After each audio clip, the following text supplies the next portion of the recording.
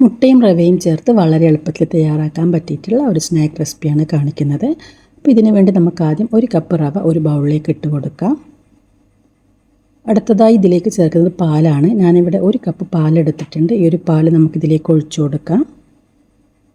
ഇനി ഒരു പാലും റവയും നന്നായിട്ട് മിക്സ് ചെയ്ത് ഒരു 5 മിനിറ്റ് നമുക്കിതിനെ റെസ്റ്റ് ചെയ്യാൻ വെക്കാം. അപ്പോൾ ഞാനിവിടെ പാലും റവയും നന്നായിട്ട് മിക്സ് ചെയ്ത് അടച്ച് വെച്ചിട്ടുണ്ട്.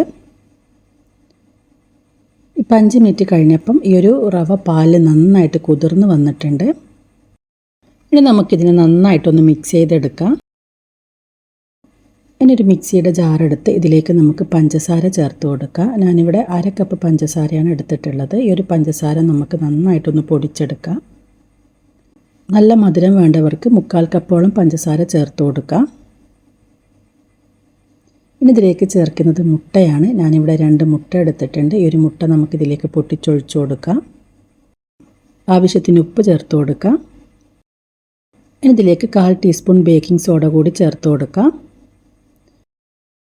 ഞാനിവിടെ 1/2 ടീസ്പൂൺ വാനില എസൻസ് എടുത്തിട്ടുണ്ട്. ഇതിലേക്ക് ഒഴിച്ചു കൊടുക്കാം. ഈ ഒരു വാനില എസൻസിന് പകരം ഏലക്കാപ്പൊടി ചേർത്താലും മതി. ഒരു 1/4 ടീസ്പൂൺ ഏലക്കാപ്പൊടി ചേർത്ത് കൊടുക്കാം.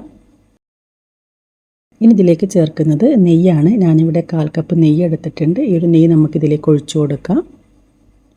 ഇനി നമ്മൾ നേരത്തെ തയ്യാറാക്കി വെച്ച റവ ഇതിലേക്ക് ഇട്ട് കൊടുക്കാം.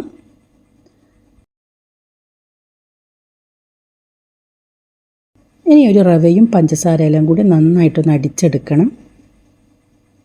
അപ്പോൾ ഞാനിവിടെ റവയും മുട്ടയും പഞ്ചസാരയെല്ലാം നന്നായി അടിച്ചെടുത്തിട്ടുണ്ട്. നമ്മുടെ ബാറ്റർ ഇവിടെ റെഡി ആയിട്ടുണ്ട്. ഇനി നമുക്കിതെങ്ങനെയാണ് തയ്യാറാക്കുന്നത് നോക്കാം. ആദ്യം ഒരു പാൻ വെച്ച് പാൻ നന്നായി ചൂടാക്കിയെടുക്കുക. നന്നായി ചൂടായതിന് ശേഷം ഒരു ലോ ഫ്ലെയിമിൽ വെച്ചിട്ട് നമുക്ക് ഈ ഒരു ബാറ്റർ ഇതിലേക്ക് ഒഴിച്ചു കൊടുക്കാം. ഒരു കാര്യം പ്രത്യേകം ശ്രദ്ധിക്കുക, ചെറിയ തീയിൽ വേണം നമ്മളിതിനെ വേവിച്ചെടുക്കാൻ വേണ്ടിയിട്ട്. തീ കൂടിപ്പോയിട്ടുണ്ടെങ്കിൽ അടിഭാഗം കരിഞ്ഞു പോകും. ഈ കാര്യം പ്രത്യേകം ശ്രദ്ധിക്കുക. നമുക്കിതിന് മുകളിലേക്ക് കുറച്ച് നട്ട്സ് ചേർത്ത് കൊടുക്കുക. നിർബന്ധമില്ല, നിങ്ങളടുത്തുണ്ടെങ്കിൽ ചേർത്ത് കൊടുത്താൽ മതി. ഇനി ഇതിനെ അടച്ച് വെച്ച് ഒരു 10 മുതൽ 15 മിനിറ്റ് വരെ വേവിച്ചെടുക്കാം. ഇപ്പോൾ ഇത് നന്നായി വെന്ത് വന്നിട്ടുണ്ട്. വെന്ത ഉടൻ തന്നെ ഇത് പാനിൽ നിന്ന് മാറ്റരുത്. നന്നായി തണുത്തതിന് ശേഷം മാത്രം വേണം നമ്മളിത് പാനിൽ നിന്ന് മാറ്റാൻ വേണ്ടിയിട്ട്.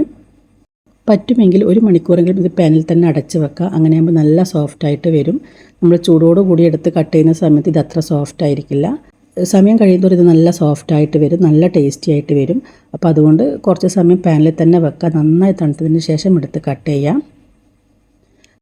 അപ്പോൾ ഇതിൻ്റെ ചൂടെല്ലാം പോയി നല്ല സോഫ്റ്റായി വന്നിട്ടുണ്ട്. അടിഭാഗമൊന്നും ഒട്ടും തന്നെ കരിയാതെ നമുക്കിത് കിട്ടിയിട്ടുണ്ട്. ഇനി നമുക്കിത് കട്ട് ചെയ്തെടുക്കാം. അപ്പോൾ തീർച്ചയായും നിങ്ങളെല്ലാവരും ട്രൈ ചെയ്ത് നോക്കുക. ട്രൈ ചെയ്ത് നോക്കിയിട്ട് ഇതിൻ്റെ ഫീഡ്ബാക്ക് അറിയിക്കാം.